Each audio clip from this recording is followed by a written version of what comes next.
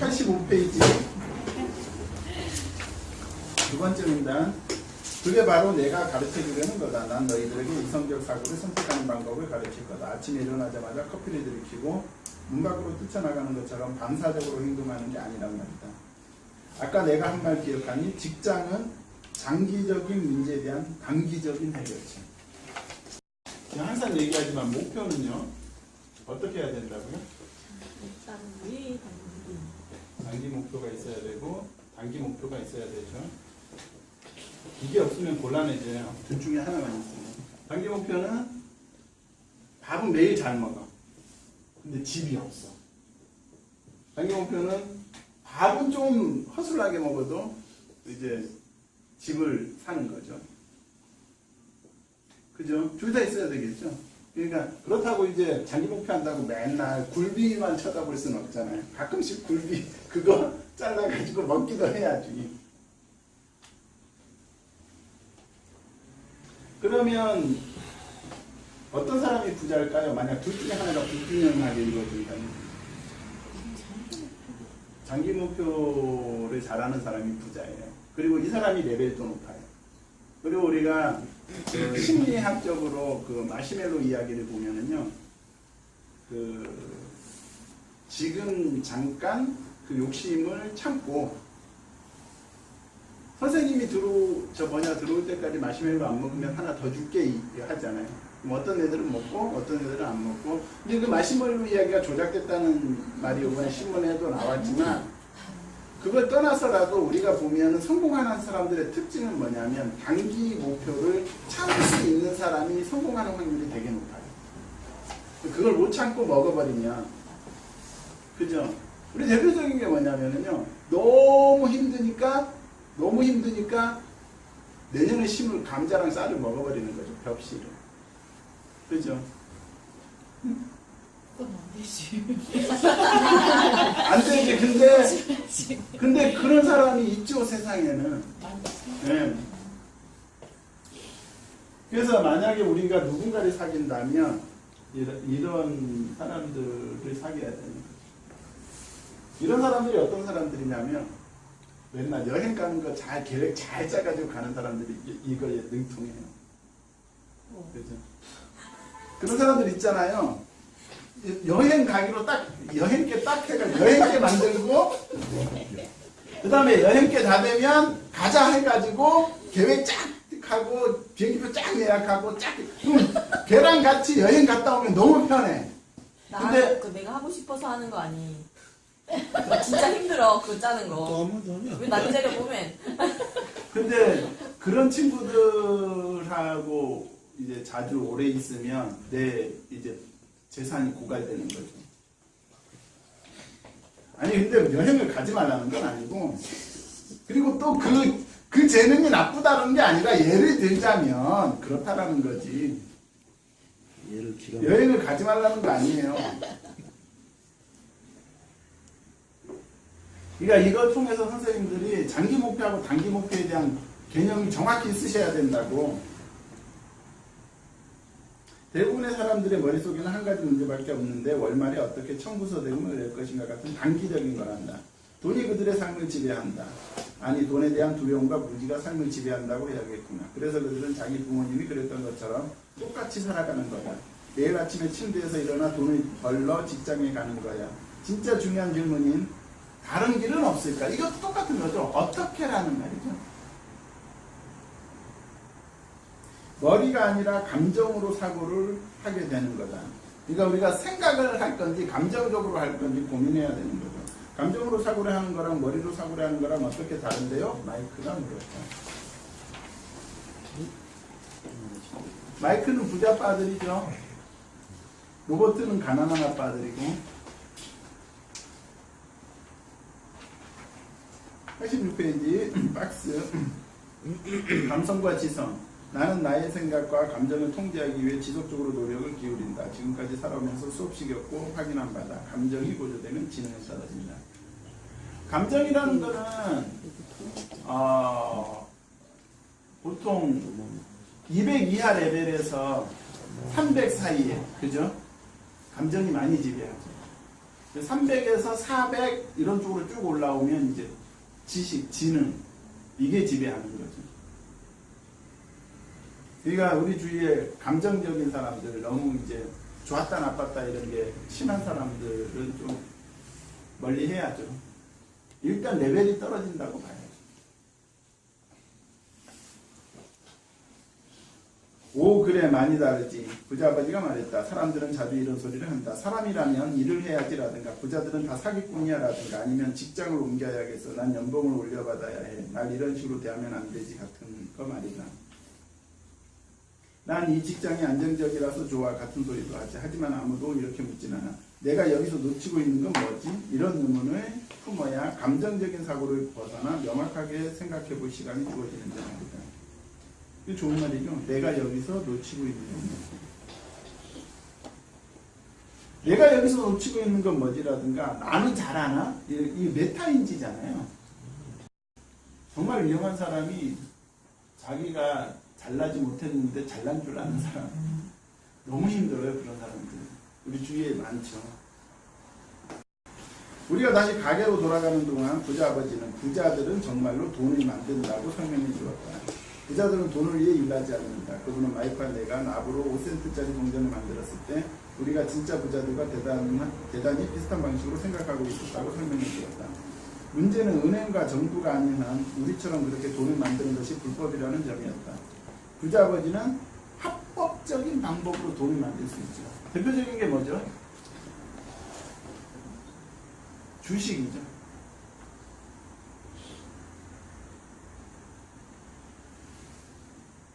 주식 발행하는 절차는 한국은행에서 돈을 찍는 절차와 거의 같다고 봐요. 부자 아버지는 부자들은 당나귀가 쫓는 당근처럼 돈이 환상에 지나지 않는다는 것을 안다고 말했다. 그러나 돈이 진짜라고 믿는 수많은 사람들은 두려움과 욕심에 젖어 돈의 환상을 쫓는다. 돈은 그저 만들어진 것에 불과하다. 그 카드로 만든 집이 용케 서 있을 수도 있는 건 대중의 무지와 환상에 대한 믿음 때문이다. 부자 아버지는 미국이 채택하고 있는 금본위 제도에 대해서 설명했다. 그리고 달러 화폐는 사실 금이나 은에 대한 증명서에 불과하다고 말했다. 그분은 언젠가 우리가 금본위제를 버리고 달러가 진짜 만질 수 있는 돈으로 상환되지 않은 세상이 될까봐 우려했다. 여기 이제 뒤에 가면 설명이 나오지만 71년도에 미국 달러는 이제 금하고 관계가 없는 돈이 됐죠.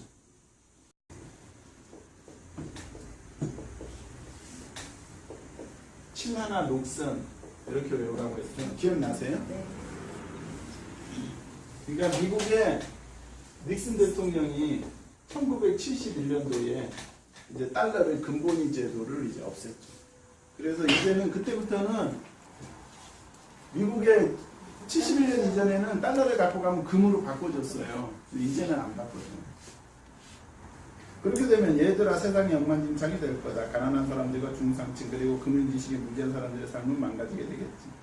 왜냐하면 그 사람들은 그때가 되어도 여전히 그 돈이 진짜고 그들이 일하는 회사나 정부가 자신들을 돌봐줄 거라고 여길 테니까 말이다. 우리는 그날 부자 아버지가 한 말을 제대로 이해할 수가 없었다. 그러나 시간 지나면서 그분의 말이 옳다는 걸 깨닫게 됐다. 그러니까 만약 지금 금본위제라면 우리는 뭘 해야 된다고요? 저축해야 되죠. 저축할수록 은행에 금이 쌓이는 거죠. 해볼 만한 장사예요. 근데 지금은 우리가 저축했다고 해서 금으로 바꿔주는 게 아니기 때문에 그러니까 71년도 이후에 가난한 사람들은 이제 훨씬 가난해지게 되는 거죠. 부자들은 그때도 부자였겠죠. 이런 걸 다 피해 나가고. 부자들은 그냥 돈은 돈인가 보다 생각하지 금하고 연결됐다 안 연결됐다 거기까지 생각을 못 한다라는 거예요. 가난한 사람. 남들이 보지 못하는 것을 보라.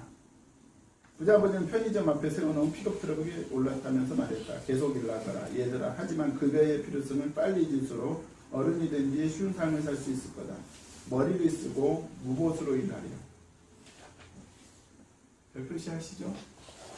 머리를 쓰고 무보수로 일하세요.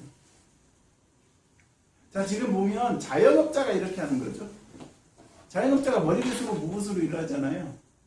1인 기업가들. 우리 면책 선생님처럼 정복하고 고말에 대해서 연구하겠어요?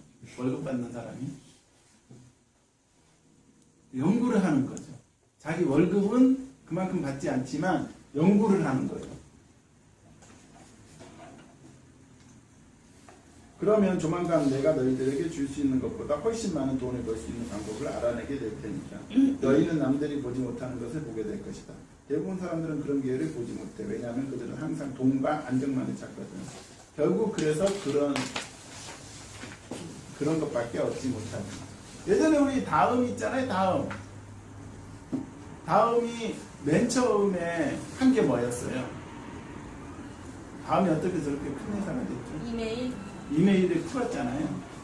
그때만 해도 전 세계 메일이 돈 받고 이제 계정을 오픈해 주던 때거든요. 그러니까 다음이 우리나라에서 이제 그 메일을 풀기 시작한 거예요. 공짜로. 그러니까 엄청나게 많은 사람이 가입했지. 그 다음에 그 사람들이 이제 뭐 광고부터 시작했죠. 많은 사람이 모이니까. 그러니까 그거예요. 그러니까 우리가 돈을 생각하다 보면 그거에 맞는 그 계산만 하게 되는 거예요. 근데 돈을 생각하지 않고 일단 돈하고 관계가 없으면요. 일단 뭔가를 벌려놓고 나서 그 다음에 이 상황에서 내가 무엇을 어떻게 해서 돈을 만들지라는 생각을 했던 거죠. 다음 사장은. 우리가 좀 워낙 똑 마찬가지예요. 부동산이 좋아가지고 사람들이 동선이 많이 움직이는 곳에 일단 건물 올리면 100% 부채로 해도 갚아나갈 수 있잖아요. 그런 거랑 똑같은 거예요. 그러니까 지금은 뭐냐면 뭘 만들어서 어떻게 팔까라기보다는 지금은 뭐라고요? 사람들이 많이 있는 곳에 가서 그냥 깃발 꼽으면 되는 거예요. 근데 그 사람들이 많이 모이는 것을 어떻게 깃발을 꼽느냐 그 공부를 하는 게 지금은 나은 거죠.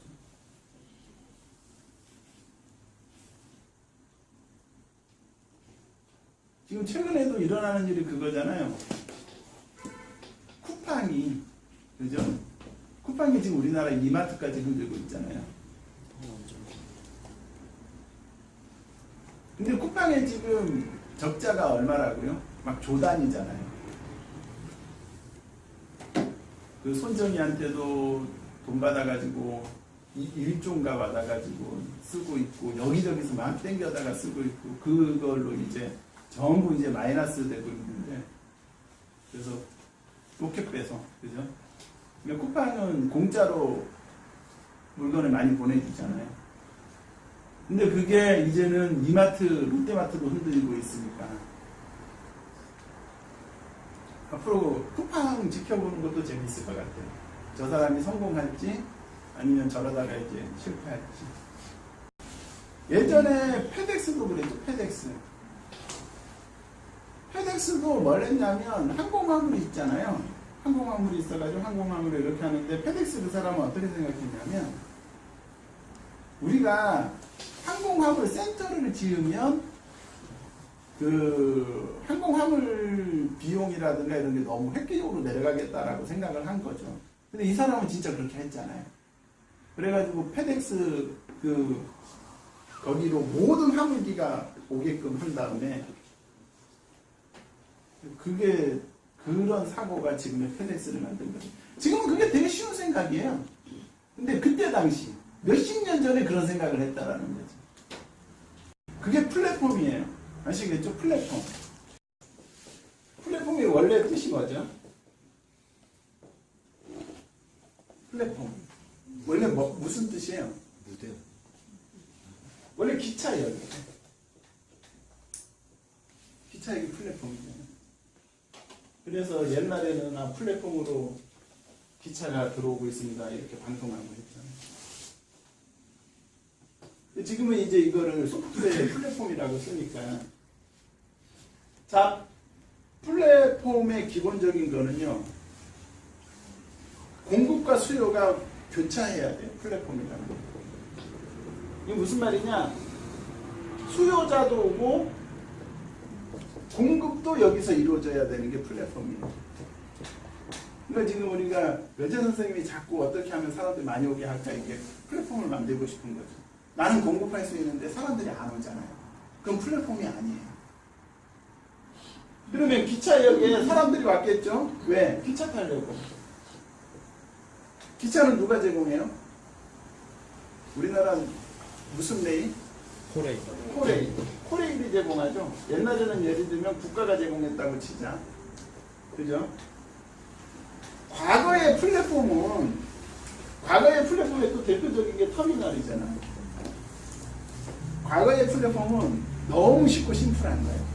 왜? 국가가 이렇게 했잖아요. 그럼 내가 어떻게 한다? 그냥 가야 돼. 싫어도 가야 돼. 그리고 과거에는 플랫폼이 이렇게 어쩔 수 없이 내가 싫어도 가야 되니까 어떻게 되는 거예요? 플랫폼주의에 땅값이 올라가요. 지금도 그게 뭐예요? 역세권이라는 거예요. 내가 역세권에서 플랫폼에서 먼데 집을 사는 순간 나는 망하는 거야. 지금도 그건 마찬가지예요. 터미널 가까이, 기차역 가까이, 지하철역 가까이, 플랫폼 가까이 내가 가 있으면 나는 이익 볼 게 되게 많은 거예요. 지금은 뭐냐? 지금은 사람들이 자동차를 다 갖고 있고 너무 좋은 시스템이 갖춰진 이 상황에서 고민은 뭐냐? 내가 돈을 벌고 싶으면 내가 어떻게 이 플랫폼을 가질 거냐라는 거죠. 그죠? 아까 대표적인 게 다음도 얘기했지만 지금 뭐예요? 유튜브, 그 다음에 네이버, 그 다음에 페이스북, 이렇게 어떻게 내가 인스타그램 플랫폼을 만들 것이냐. 대부분의 사람들이 실수하는 게 뭐예요? 내가 공급은 해요. 그죠? 플랫폼을 만들어. 직방이니 다방이니 쿠팡이니 플랫폼을 만들어. 그죠? 문제는 뭐죠? 수요자가 여기 올 것이냐라는 거예요. 수요자가 여기 오면 얘는 플랫폼이 되는 거고 수요자가 여기 안 오면 망하는 거죠. 플랫폼 정확하게 이해되셨죠? 네. 질문 없으시죠? 그러니까 어떻게 수요자들이 오는 플랫폼을 만들 거냐라는 거죠. 그 뭐 태권도장은 2호점을 만들어야 되겠지. 수요자들이 끌어들이려면 그 다음 3호점 만들고. 지금 88페이지 하고 있죠? 한 번 기회를 발견하고 나면 앞으로 평생 동안 그런 기회들을 발견하게 될 거다. 이번 일을 해내면 다음에는 다른 걸 가르쳐주마. 이걸 배우면 삶에서 가장 커다란 함정은 피할 수 있단다. 마이크가 나는 가게에서 소지품 챙긴 뒤 마틴 여사에게 작별 인사를 했다. 우리는 공원으로 돌아가 아까와 똑같은 피크닉 테이블에 앉아 그 뒤로 몇 시간 동안 생각에 담겨 이야기를 나눴다.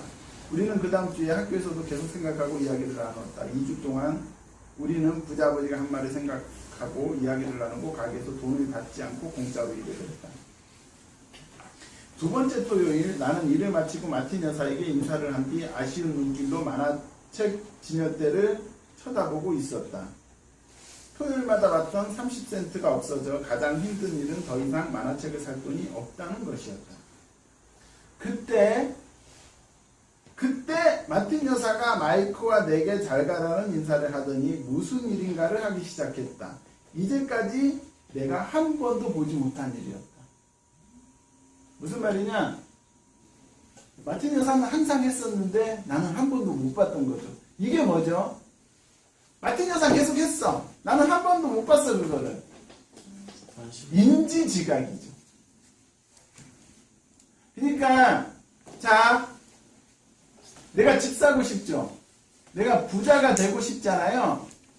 이런 생각이 있어야만 부동산이 눈에 들어오는 거예요. 내가 맨날 여행 가는 계획만 짜는데 부동산이 눈에 들어오겠어요? 그래 놓고는 이제 10년, 20년 후에 그 이제 친구들 모임에 가면, 그죠? 친구들 모임에 가면 우연히 온 그 친구가 어떤 삶을 하면 뭐 그냥 사람죠, 그냥. 뭐 너네는 집도 있고, 뭐 집만 있으냐, 빌딩도 있고, 땅도 있고. 그때서야 인지가 되는 거예요. 자기는 그동안 계속 지리 공부하러 다녔거든요. 그죠? 하와이도 갔다가 프랑스도 갔다가 지리 공부하러 다니고 또 부산에 가서 지리도 먹고 포항에 가서 지리도 먹고 맨날 지리 공부하네. 노는 것도 지리해. 많이 하다 보면. 마틴 여사는 만화책 표지를 반으로 잘라내고 있었다. 마틴 여사는 표지의 위쪽 절반에 따로 챙겨놓고는 잘라낸 만화책을 커다란 종이 상자에 던져넣었다. 내가 그 만화책을 어떻게 할 거냐고 문자 여사가 대답했다.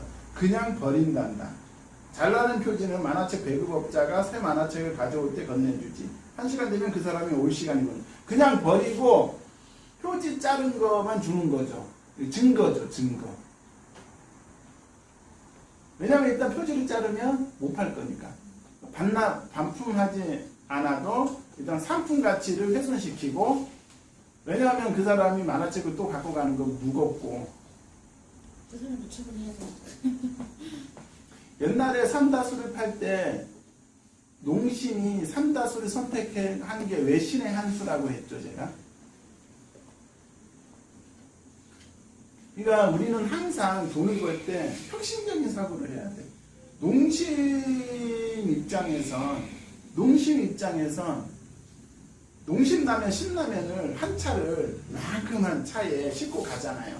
그냥 5톤 트럭이 갈 수도 있고 10톤 트럭이 갈 수도 있단 말이에요. 그죠? 근데 라면은 얼마 정도 될까요? 통수로 하면. 그러니까 얼마 안 되겠죠. 그러니까 어찌 보면 기름 낭비가 되는 거야, 이게. 근데 거기에 뭘 실었다? 밑에 삼다수를 싣고 위에다가 라면 박스를 실어도 톤수가 오버가 되지 않는 거죠. 그러니까 어차피 그 삼다수를 실었기 때문에 기름값은 조금 더 들 수는 있지만 그 삼다수의 가격에 비하면 그 기름값은 미미한 거죠. 어차피 똑같은 일을 하는 건데 돈은 몇 배 더 버는 상황이 온 거예요. 그러니까 이제 삼다수랑 계약을 해지하게 되니까 농심 입장에서는 이제 떨어지는 꿀이 사라지는 거잖아요. 그래서 이제 백산수를 만든 거죠. 그죠? 그래가지고 이제 삼다수를 백산수로 대체해서 지금 하는 거죠.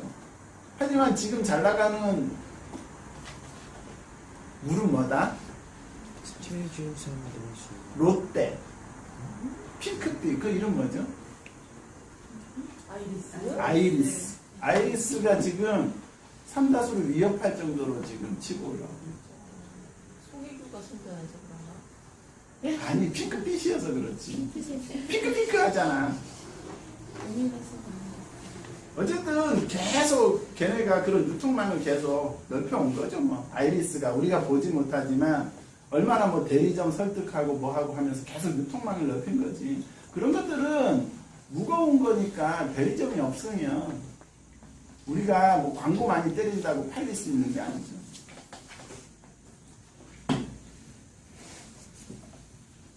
그거는 뭐 나중에 멘체 선생님하고 개인 수업 받으세요. 유통망에 대해서. 물류하고 유통에 대해서는. 어쨌든 우리가 잘 생각하면 아까 그런 거 있잖아요. 내가 더 힘들진 않지만 수익은 두세 배로 나는. 그거를 딱 봤을 때 그 기회를 캐치할 수 있는 눈이라는 건 지금 부자 아빠가 얘기하지만 돈만 봐서는 안 돼요. 돈은 내가 안 받지만 그럴 때 내가 이제 힘들잖아요. 돈이 없으니까. 그러면 계속 머리를 굴리게 되는 거야. 어떻게 하면 수익을 많아질 수 있을까? 그럴 때 이 만화책이 보이는 거지. 마이크와 나는 1시간 동안 기다렸다. 마침내 만화책 배급업자가 도착하여 우리는 그에게 우리가 그 만화책을 가져도 되는지 물었다. 다행스럽게도 그는 이렇게 대답했다.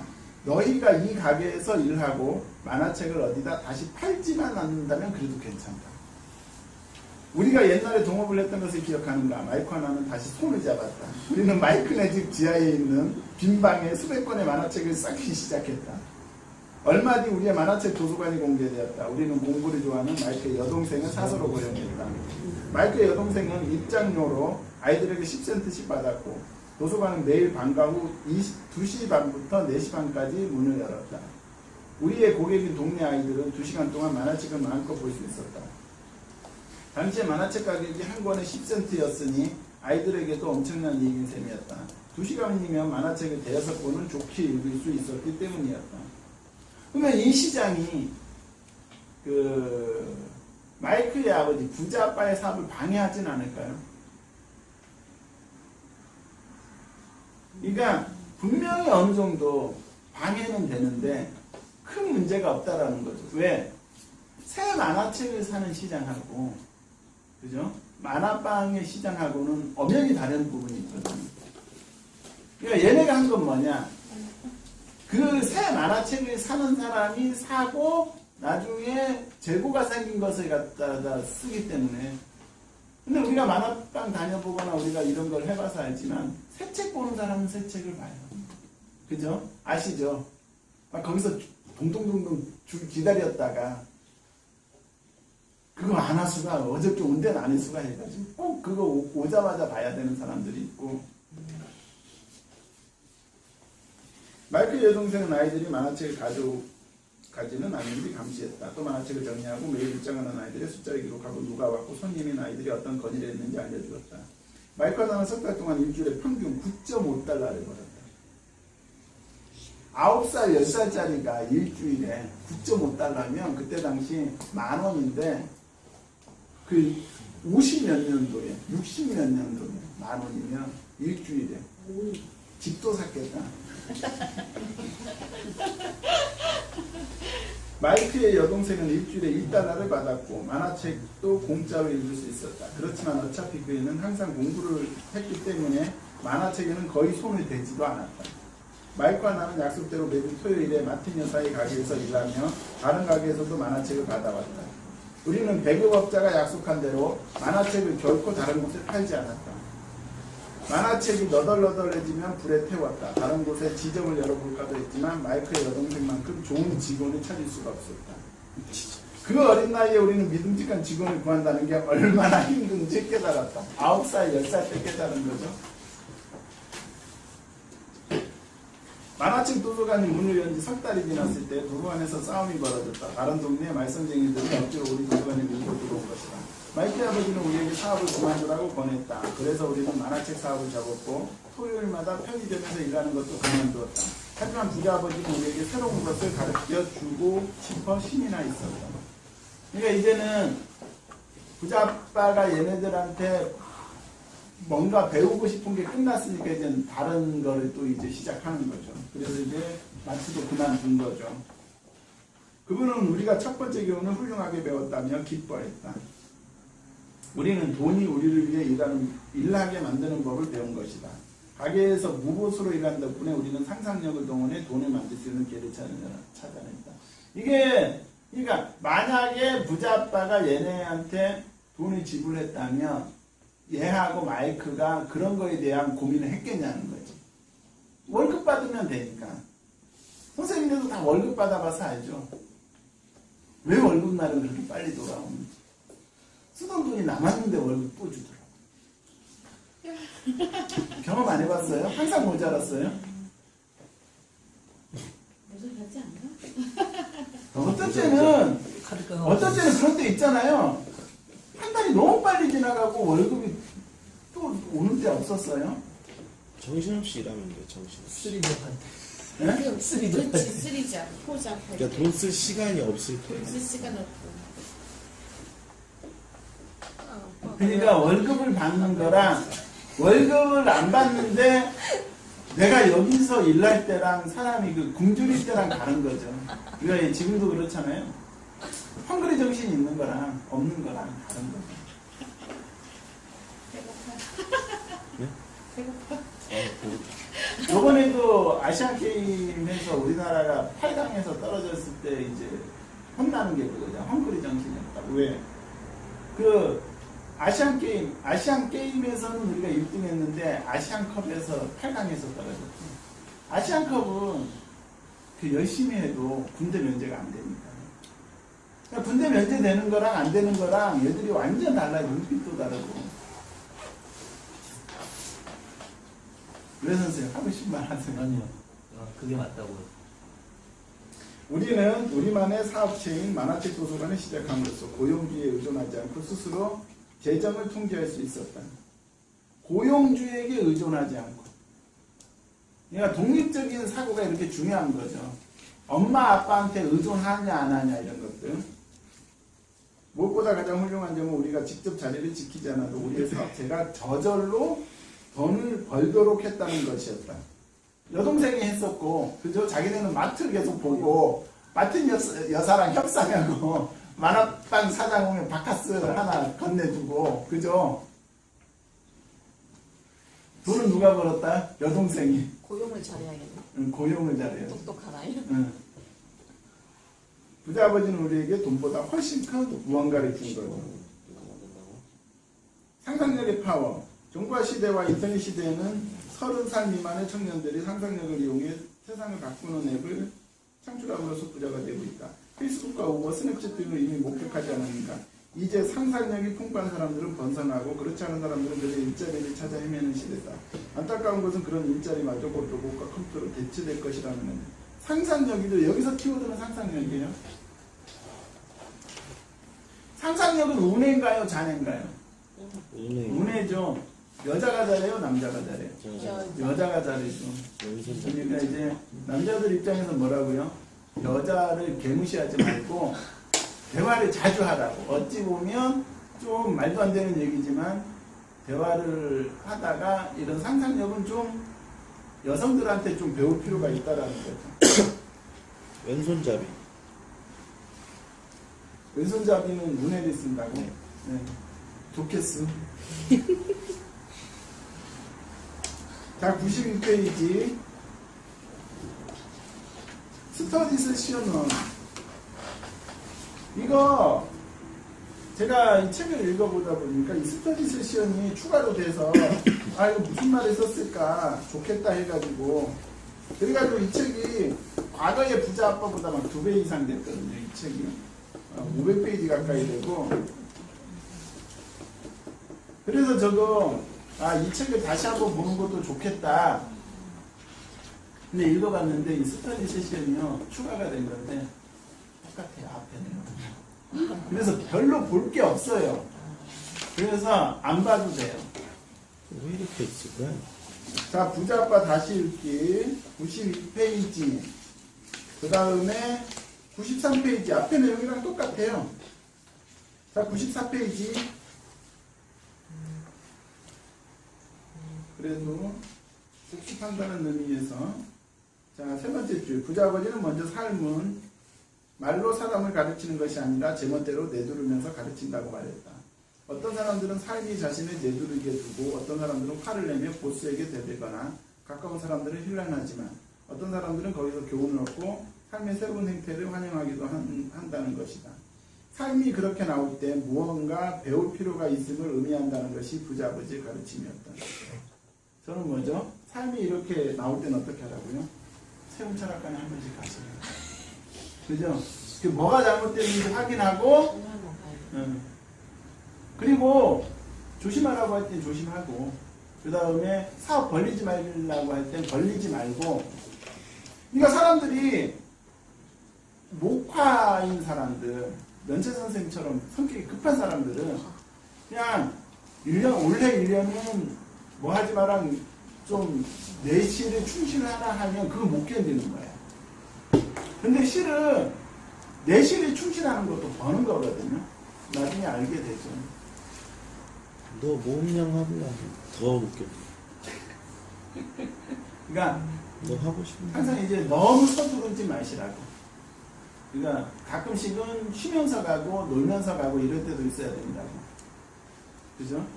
그리고 집사람하고 손잡고 저희 화남에도 갔다. 화남인가? 하나? 스타트레이드도 한 갔다 번. 오라고 스타필드. 그러니까 선생님들 이제는 큰 숲을 보라는 거지. 네, 만약에 여행할 때는 이제 그런 식으로 이제 갔다 오는 거 좋죠. 우리 이번에 어디 한번 가보자 이래가지고. 그래 캐나다에 가가지고 세계 최대 쇼핑몰 거기를 갔어야 됐어. 그 옆에는 있었어. 옆에는 있는데 거기를 갔어야 돼. 원래 갔을 때. 응. 전 세계에서 가장 큰 쇼핑몰이 있어. 투자가 우리나라. 안 가겠다. 무슨 일 돌아가지? 그리고 철학관에 가면 그게 나오잖아요. 이상하게 원래는 잘 안 되면서도 아니면 뭐 하고 싶지도 않다 이렇게 하면 거기서 나오잖아. 원래는 뭐 운이 안 좋아서 그럴 수밖에 없다 뭐 이런 것들 나오잖아요. 그럴 때는 막 애돌지 말고 마음 편하게 좀 놀면서 가자. 이렇게 가면 그럴 때 이제 다이어트도 하고 뭐 운동도 하고. 교훈을 배우지 못한 사람들은 다른 모든 사람들을 비난하거나 그저 획기적인 요사구가 생기기만 해 헛되이 기다림을 상문허송한다. 만나보면은요, 문제가 되는 사람은 이게 남 탓하는 사람들, 좌파들. 세상 모든 게 남 탓이고, 또 하나님 탓하고. 그래도 로또는 사야지. 그래 하나님이 맞추게 해줄 거 아니. 하나님이 번호는 어떻게 맞춰줄 수 있지만 하나님이 이 세상에 내려와가지고 로또까지 사줘야 돼. 아니면 평생 리스크를 피하며 안전한 삶만 쫓다가 별 볼 일 없는 삶을 살게 된다. 그래서 그자 아버지는 로버트 마이크 자신에게 돈 버는 법을 가르쳐달라고 했고, 하나같이 그자 아버지가 하는 말이 직원 150명이 되는데 하나같이 일자리는 요청하지만 어떻게 부자가 되는지 가르쳐주라고 했던 사람들은 너네가 처음이었다고. 9살짜리. 떡잎부터 달랐네. 떡잎부터 달라. 밑에서 네 번째 줄. 그자 아버지는 그런 그에게 대부분의 사람들은 자신의 태도가 문제인 상황에서 다른 사람을 비난한다라는. 그러니까 이게 메타인지라고요. 그죠? 나는 잘하고 있는지, 나는 능력이 있는지, 이런 거를 확인하셔야 된다고. 그리고 남하고 저 뭐를 해야 되는데, 그러려고 하면 공부를 하셔야죠. 안 그러면, 예를 들면 부모 잘 만나서 잘 되는 건데, 지가 능력이 좋아서 잘 되는 걸로 착각할 수도 있다는 거예요. 95페이지. 로버트에게 머리를 써야 한다고 했다. 왜? 호모사피엔스니까. 또한 부자 아버지는 로버트가 화를 내서 기쁘다고 덧붙였다. 진정한 배움에는 활력과 열정, 불타는 욕망이 필요한데 그 방정식의 큰 부분을 차지하는 것이 바로 분노이기 때문이다. 이게 데이비드 호킨스 책에도 나오는데 분노, 욕망 이런 게 레벨이 한 180 정도가 돼요. 그래서 이 분노, 욕망이 좋은 방향으로 가면 좋아요. 그러면 이걸 바탕으로 부자도 되고 레벨이 높아지거든요. 근데 이 분노가 이제 나쁘게 가면 범죄자가 되는 거죠. 그러니까 이제 이 분노를 옆에서 그 사람이 좋은 방향으로 갈 수 있게끔 부자 아버지처럼 이렇게 멘토링을 해줄 수 있는 사람이 있느냐. 그래서 아까도 금방 우리가 배웠지만 셋째 줄 밑에 돈이 자신을 위해 일하도록 만드는 법을 배워야 되는 거죠. 95페이지 마지막 줄. 부자 아버지는 만약 그들이 교훈을 얻지 못하면 적은 돈을 벌기 위해 평생 열심히 일하는 대부분의 사람들과 똑같은 일을 될 거라고 말했다. 그래서 9번째 줄. 두려움과 욕심에 휘둘리기 시작하면 5번째 줄 밑에 생지 레이스에 갇히게 되는 거죠. 나중에 생지 레이스는 우리가 캐시플로우 게임 하면서 배우도록 하고요. 그러면 또 5번째 줄 밑에 결국 돈의 지배를 받게 될 거라는 거죠.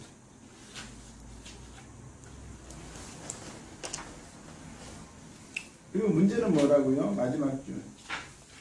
결국은 돈이 문제를 해결해 주지 않아요. 그죠? 선생님들 부동산 하다 보면 알게 되죠. 돈은 있으나 좋은 물건이 없네. 그런 경우도 많잖아요. 내가 돈은 가서 어떻게 좀 땡겨올 수 있는데 쓸만한 물건이 없는 경우도 많다. 97페이지 두 번째 문단. 부자 아버지는 마이크와 나에게 돈을 만드는 방법을 찾아보라고 했죠.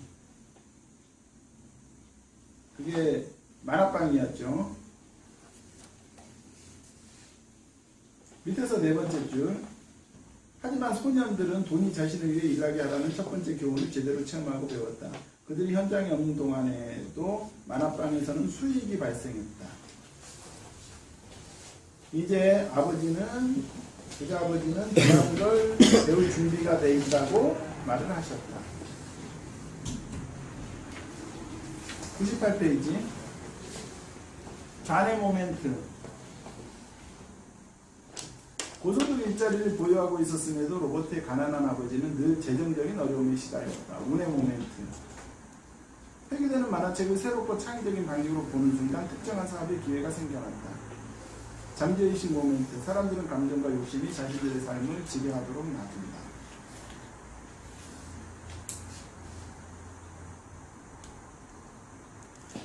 핵심 내용 이야기. 자, 이제 곰곰이 생각해 볼 시간이다. 이렇게 자문해보라. 이 장에서 로버트는 무엇을 말하고 있는가? 그리고 그가 그렇게 말하는 이유는 무엇인가? 로버트의 말에 동의하든 그렇지 않든 상관없다. 이 섹션의 목적은 그가 말하고자 하는 바를 이해하는 것이기 때문이다. 기억하라. 이 커리큘럼의 의도는 협력과 지원에 있다. 내 직장도 맞든 맞다고 하지 않는가. 로버트가 하는 말을 이해하지 못한다고 해서 부끄러워하거나 도외시할 필요는 없다. 몇 사람이 모여 의견을 교환하면 더욱 쉽게 이해될 수도 있다. 다음의 문장들은 시간을 갖고 차분히 완전히 이해하도록 토의해 보길 바란다. 이거 계속 읽을 건데 혹시나 하고 싶은 얘기나 질문은 하세요. 가난한 사람들과 중산층은 돈을 위해 일하지만 부자들은 돈이 자신을 위해 일하게 만든다. 삶은 사람들을 제멋대로 내두른다. 어떤 사람들은 포기하고 어떤 사람들은 싸우지만 몇몇 소수의 사람들은 거기서 교훈을 얻고 앞으로 나아간다. 그들은 삶이 자신을 내두르는 것을 오히려 환영한다. 상대를 탓하지 말고 상대가 문제라고 여기서도 안 된다. 만일 상대가 문제라고 생각한다면 상대를 바꾸려고 애써야 하기 때문이다. 하지만 자신이 문제라는 걸 깨달으면 자기 자신을 바꿀 수는 있다. 그래야 무언가를 배우고 현명해진다. 우리가 공부하는 책에 자꾸 나오지만 남편이나 아내를 바꾸려고 하지 마세요. 그리고 항상 변화는 누구? 자기 자신만 가는, 자기 자신만. 그리고 굳이 내 자신이 문제라고 할 필요도 없어요. 하지만 어떻게 하라고? 내가 지금 잘하고 있는가라는 생각을 항상 하셔야 된다. 근데 일반적인 사람들은 그런 질문 없이 항상 자기는 잘하고 있다라고 생각하는 거죠. 대부분의 사람들은 돈 문제와 관련해서는 안전을 추구하고 안정감을 느끼고 싶어한다. 그래서 열정이 아니라 두려움을 따른다. 대부분의 사람들은 더 많은 돈이 주어지면 더 많은 빚에 빠져들 뿐이다. 이게 금융 공부가 안 된 사람들은요, 로또가 되면 망해요. 돈을 쓰는 방법을 모르는 사람한테 갑자기 돈이 생기면 그 사람들은 시간이 지나면 파산해요. 그러니까 가난한 사람들한테는 돈을 주면 안 돼요. 내가 줄 때는 좋죠. 그럼 내가 좋은 거지. 그 사람은 더 위험해져요. 대부분의 사람들이 계속 참고 일을 하는 이유는 두려움 때문이다. 청구서를 제때 내지 못할지도 모른다는 두려움, 해고될지도 모른다는 두려움, 돈이 부족할지도 모른다는 두려움, 모든 걸 새로 시작해야 할지도 모른다는 두려움 등등. 이것이 바로 직장에서 일하는 법을 배워서 돈을 위해 일해야 할 때 지불해야 하는 대가다. 대부분의 사람들은 그렇게 돈이 노예가 되고 애꿎은 사장을 탓한다. 그러니까 내가 직장 다니면서 있잖아요. 사장을 미워하는 거는 미친 거죠. 저도 어렸을 때, 아니구나, 어렸을 때가 아니라 예전에 일할 때도 느껴봤지만, 그러니까 그 사람이 사장이 싫어서 떠날 때 그냥 사표 쓰고 떠나면 되는데 꼭 다른 직원을 선동해가지고 같이 사표를 쓰잖아요. 그러면 그건 누구한테 좋은 거예요? 자기는 누군가 꼬셔가지고 그래가지고 같이 사표를 쓰면 자기는 마음이 편하겠지만 그러면 사장만 힘드나? 그죠? 다른 직원도 같이 힘들어지잖아요. 그리고 어쨌든 그 사장이 월급을 받는 건데, 그리고 우리나라는 공산주의가 아니잖아요. 그 사장이 마음에 안 들면 자기가 떠나서 다른 또 좋은 직장 찾아보면 되는 거잖아요. 근데 그 사장이 마음에 안 든다고 왜 그 사장을 미워하냐? 그죠? 사표 쓰고 다른 좋은 직장 찾으면 되지. 그 뭐 사장이 사표 쓰고 나가지 못하게 하는 것도 아니고.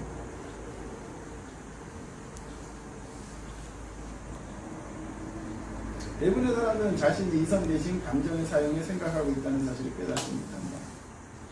직장은 장기적 문제에 대한 단기적인 해결책일 뿐이다.